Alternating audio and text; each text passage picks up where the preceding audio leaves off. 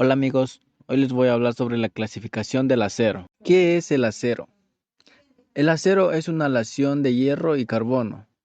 El contenido de carbono en los tipos de acero corriente se halla comprendido aproximadamente entre 0.08 y 1.4%. El porcentaje de carbono del acero es el factor más importante que gobierna sus propiedades y aplicaciones. En ciertos aceros especiales el contenido de carbono puede ser más grande de 1.4%. El acero puede tener aleaciones tanto como en caliente y en frío. En un principio el acero se fabricaba por un proceso de adición de carbono al hierro forjado en el estado sólido. Comentación. En la actualidad todos los aceros se fabrican partiendo del hierro en estado de fusión y el carbono se añade al hierro líquido. A continuación explicaremos los diferentes tipos de clasificaciones del acero. El acero puro. Esta modalidad podría definirse como el acero básico. Sería una versión del acero en estado puro.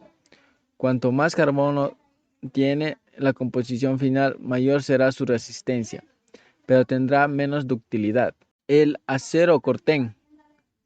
La principal característica de esta modalidad es una resistencia a la corrosión, añadiendo el níquel, el cobre, el fósforo y cromo, elementos que protegen la pieza final de la oxidación, derivada de elementos atmosféricos. La principal ventaja de este tipo de acero es que obtiene esos beneficios sin perder por ello cualidades mecánicas. Acero damasco.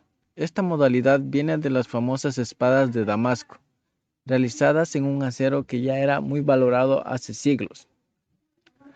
Las investigaciones han dado que, con una composición cercana a esta modalidad, tiene un porcentaje muy elevado de carbono. El acero galvanizado. Para entender este tipo de acero hay que explicar inicialmente qué es el proceso de galvanización. Este consiste en bañar el acero en zinc, con el objetivo de proteger de la oxidación. De este modo, se aumenta la duración del material original sin alteraciones. Acero quirúrgico. El acero quirúrgico se utiliza principalmente en la elaboración de joyas y, como su propio nombre indica, en materiales relacionados con el ámbito quirúrgico.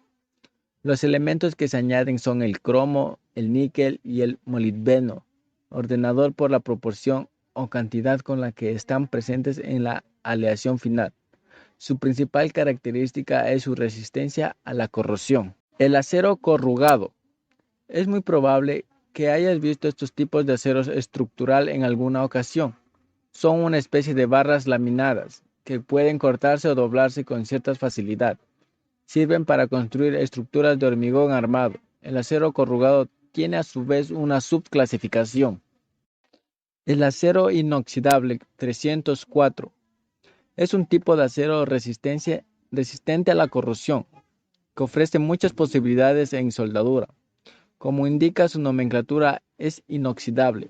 Mantiene sus propiedades con la adición de una composición química más compleja que los mencionados hasta ahora, puesto que cuenta con hasta 8 elementos químicos distintos. El acero A42 y A42B es otro tipo de acero estructural, cuya nomenclatura está en desuso.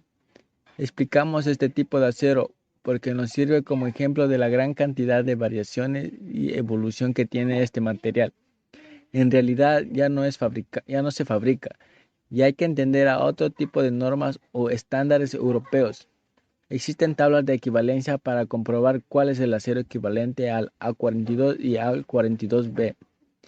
Dichas tablas atienden a clasificaciones del acero estandarizadas que, como hecho comentado, resultan básicas para comprender y establecer un orden ante la gran cantidad de tipos de aceros que existen en la actualidad. El acero A36.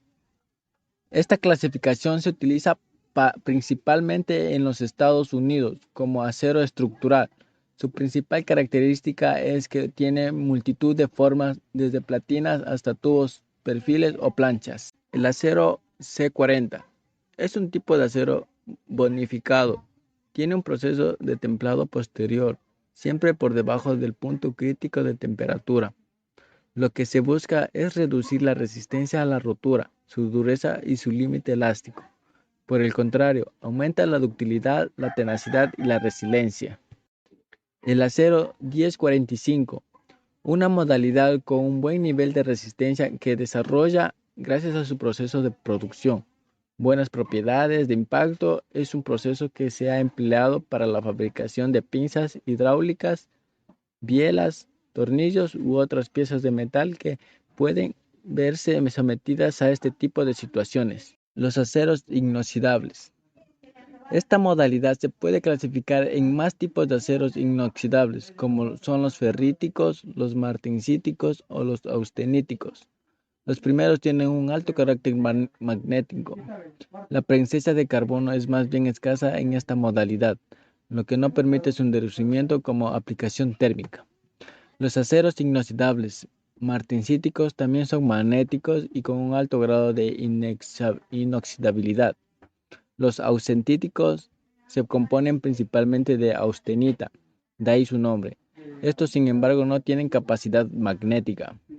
Sea el tipo que sea, se puede añadir a la aleación un nuevo componente químico en el molibdeno con el tal y como hemos analizado previamente, podemos aportar con una mayor resistencia a la corrosión. Los aceros rápidos se usan principalmente para herramientas debido a que tienen muy buena resistencia tanto en el desgaste como a la temperatura. Los elementos que forman parte de su composición son el propio molibdeno, el wolframio, el vanadio, el cromo y por supuesto el cobalto. Aceros para cementación. Tal y como indica su nombre, se utiliza para cementar. En su composición química, este tipo de acero destaca por componer muy buen poco de carbono. En comparación con otros elementos similares de acero, la parte proporcional de carbono que deja de utilizarse es cubierta por el cromo, el níquel y el molibdeno. En función de las cantidades aportadas de cada uno de los elementos químicos, destacaremos unas propiedades u otras. El temple, el tratamiento térmico, también influirá en las propiedades finales del acero. Los aceros resistentes al calor. El acero, por sí mismo, es un componente resistente al calor. Sin embargo, existen situaciones concretas en donde la exposición es realmente elevada, lo que se requiere de una aleación específica que permite someter al aliado a altas temperaturas sin riesgo de deformación. Para conseguirlo, se emplean una gran cantidad de elementos de tabla periódica: cromo, aluminio, níquel, niobio, magnesio, silicio o molibdeno.